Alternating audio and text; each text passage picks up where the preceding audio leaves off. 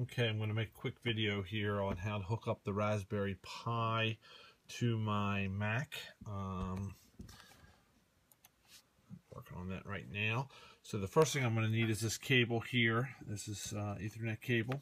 Okay, it's going to allow me to go directly to my Mac. So I'll go ahead and hook this into the Ethernet and this here into the Mac. So now I'm connected.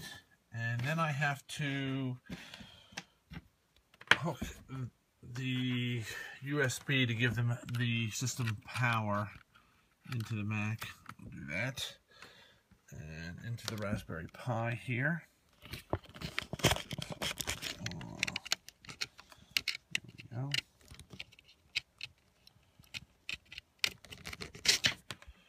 And you see it's connected up. And it's got power. You can see the lights on there, and that's the first step. Okay, step 2. We need to connect using our connection on our Mac. So let me just show that real quick. The Mac here. My network connection. You can see I've got I'm connected up to this Mac to the Raspberry Pi.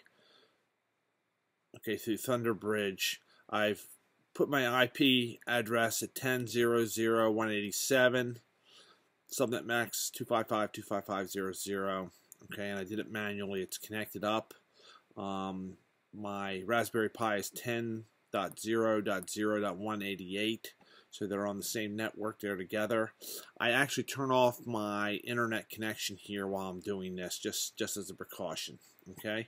So the first command I'm going to put in here is SSH Pi, which is the default username, to 10.0.0.188. We do that.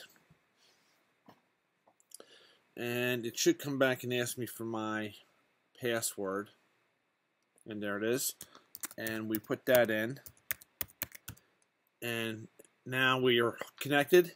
And then I run TIGHT VNC server. Okay, I'm starting that up, and it is on. Notice here that it's on my X desktop. It's number 1. My disgrace. That's important. The display screen. I'll show you why in a second. So I'm going to fire up Chicken VNC, and I'll need to put that display number in there. And I'm not sure why, but I have to put in a password every time, even though I said remember. It doesn't remember it for whatever reason, or it won't connect up.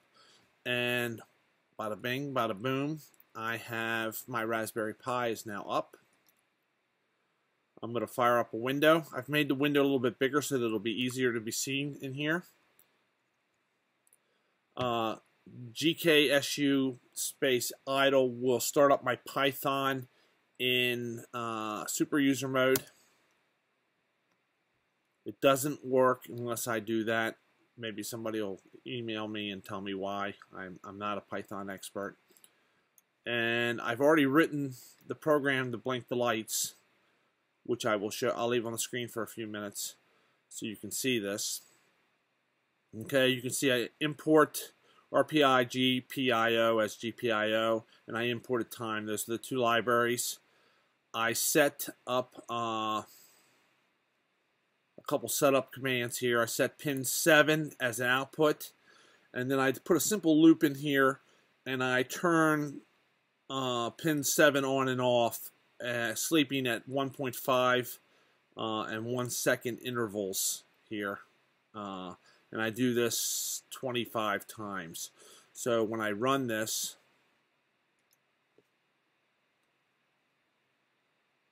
my light blinks, and I'll show that video in a second here. And that's the end of my video here. And hence we have the blinking light, which is the finish of our product.